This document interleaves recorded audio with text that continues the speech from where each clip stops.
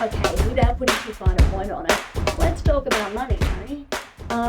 We need to really think about what money is and how it works if we are going to explore cryptocurrency, um, because we need to understand what a currency is. So let's just quickly do a bit of a recap here, because I think these three important concepts on the slide, I'll describe it if you're listening to the podcast, you don't have to worry.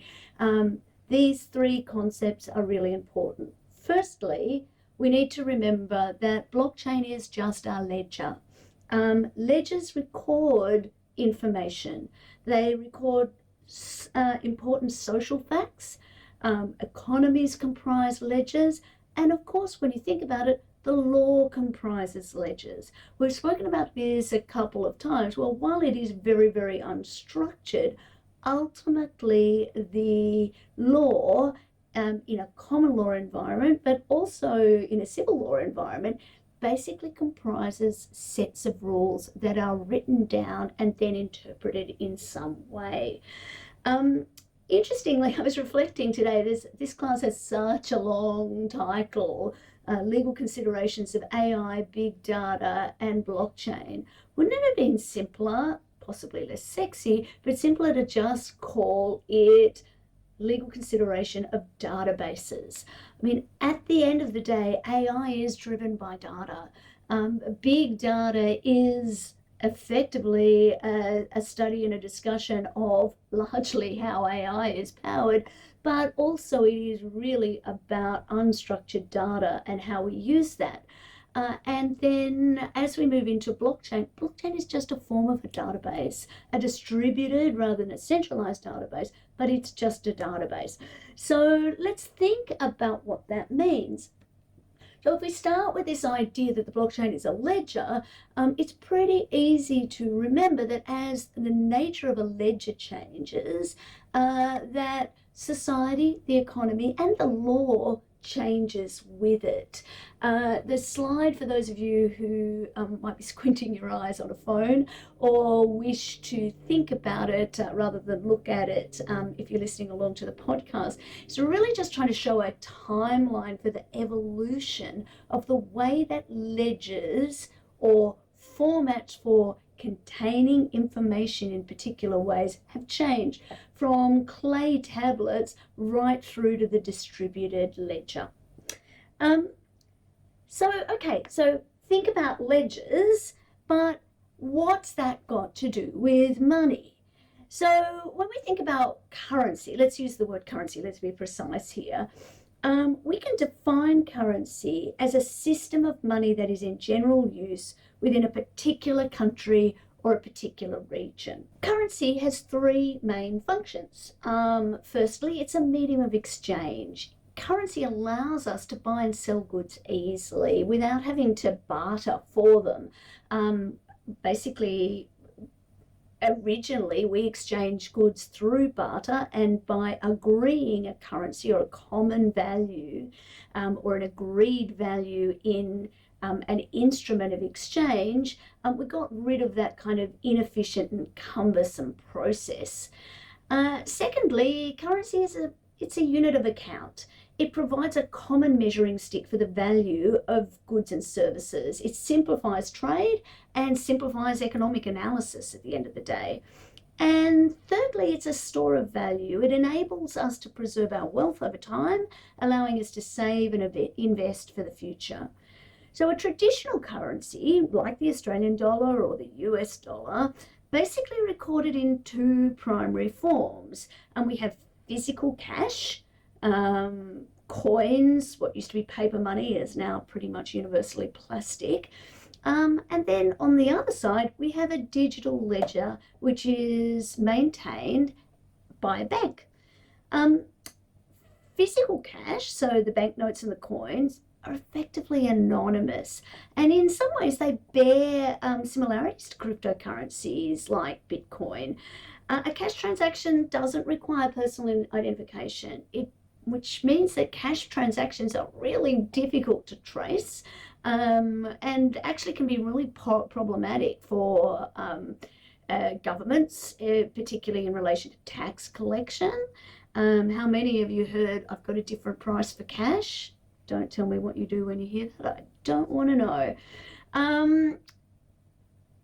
What else here? They don't you don't need an intermediary like a bank. If you have cash, you can go to the person or the place where you want to buy something and exchange goods immediately.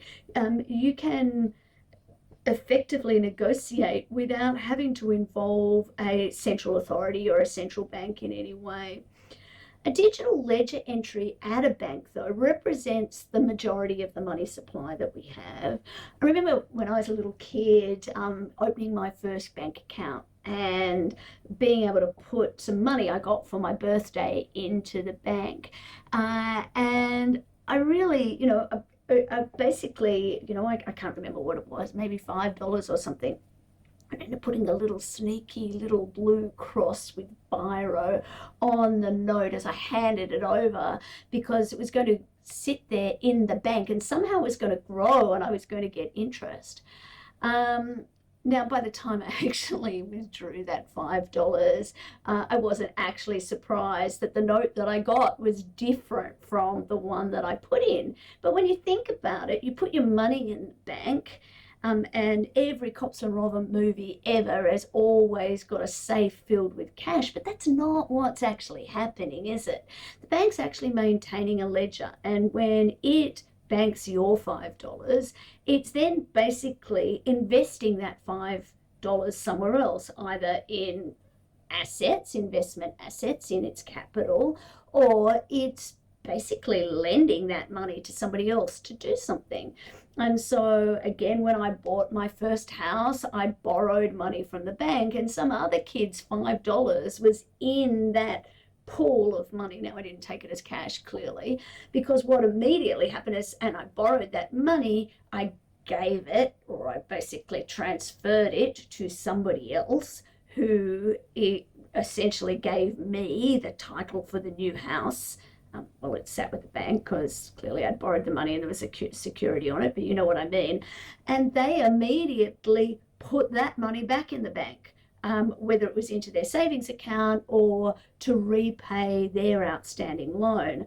And so the money that sits in the ledger, it's moving around all the time. And so when you're hearing Alan Kohler on the ABC News talking about the economy and talking about what the Reserve Bank is doing, ultimately we're talking about the movement of money and value, and that the rules for banks require them to maintain sufficient capital in order to maintain safety and security, but to have sufficient liquidity so that when people come to take out their money, it's not all invested and locked up in different places, which is ultimately what happened recently with a couple of quite well-known bank collapses in the US. The Silicon Valley Bank, for example, it seems that one of the things that triggered the collapse of that bank is that as the economy was tightening up a little bit, it was getting harder and harder for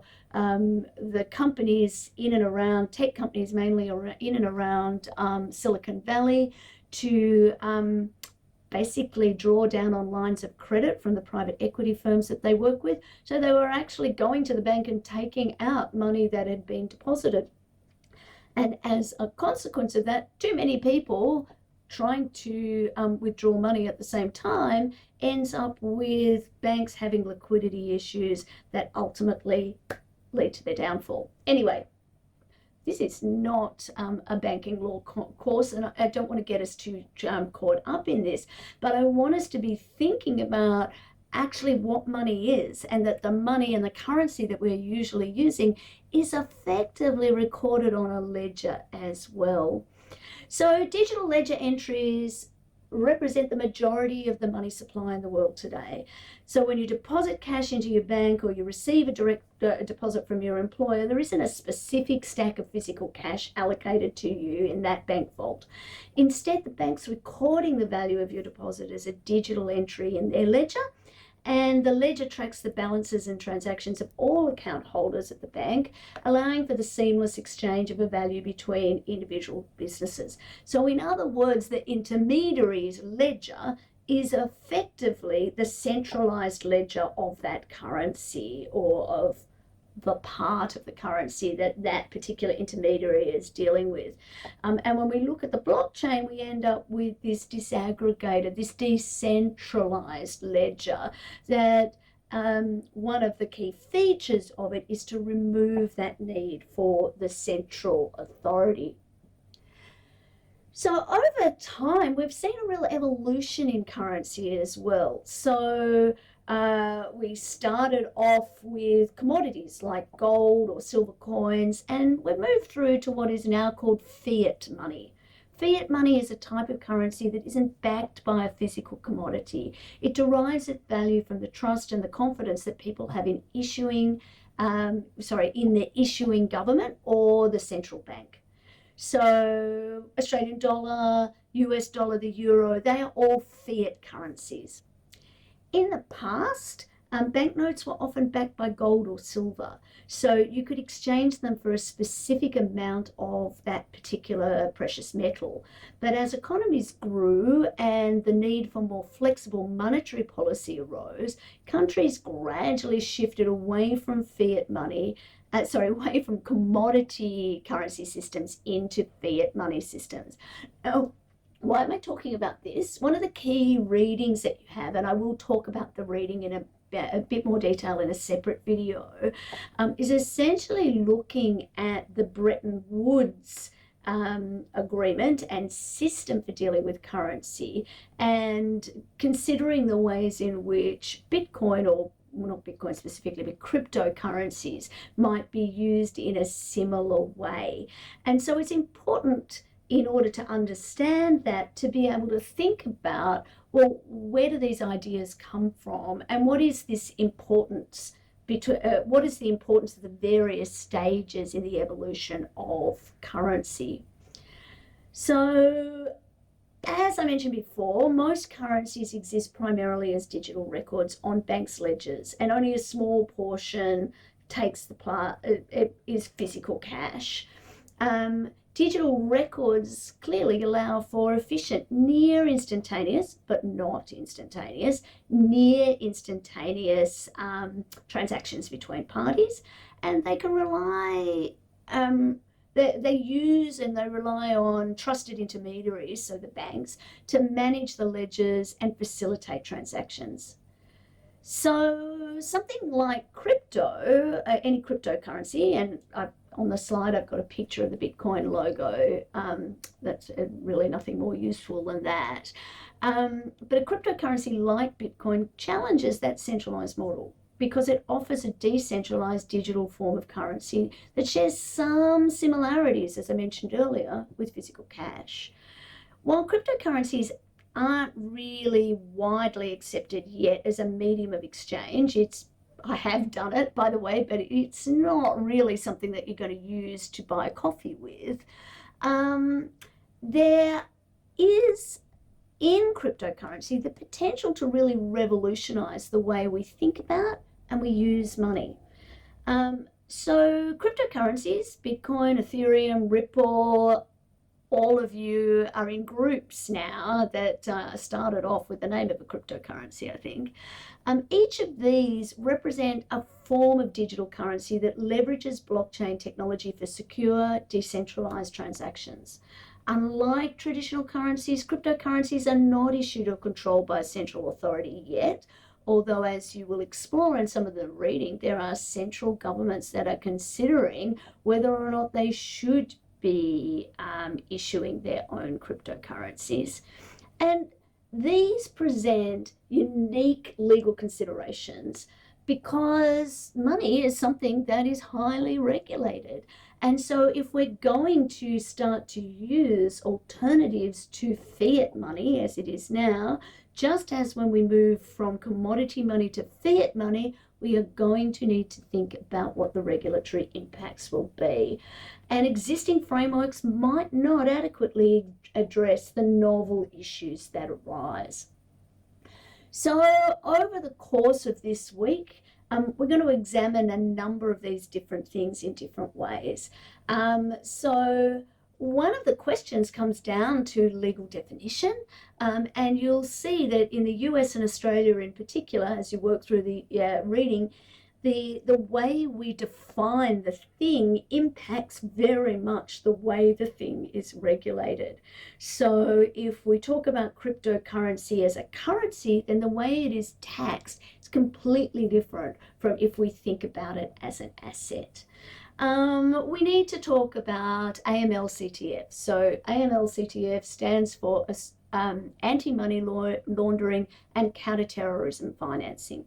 As some of the early uses of cryptocurrencies were very much packed up in that anonymity and effectively their use on the dark web, nobody is surprised that criminals and terrorists use cryptocurrency to finance and deal with their operations. So just as though there are laws dealing with the financing of terrorism that we need to think about using fiat money, we need to think about how these rules might apply and whether they're suitable and effective when it comes to crypto.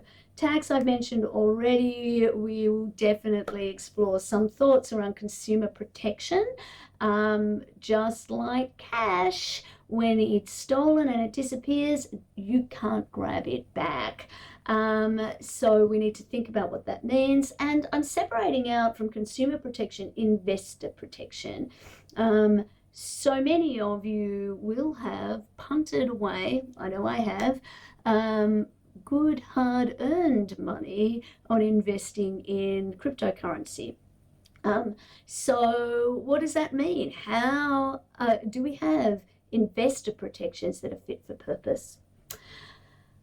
These are really interesting questions, and we're going to explore them by looking, as I mentioned earlier, at a key reading. So the next video, I'm going to start to work through one of the key readings just to highlight some of the things to look for, because I think it would be a really good exercise for you to think about that reading as a critique, which is an exercise that will really help you with assignment 2B.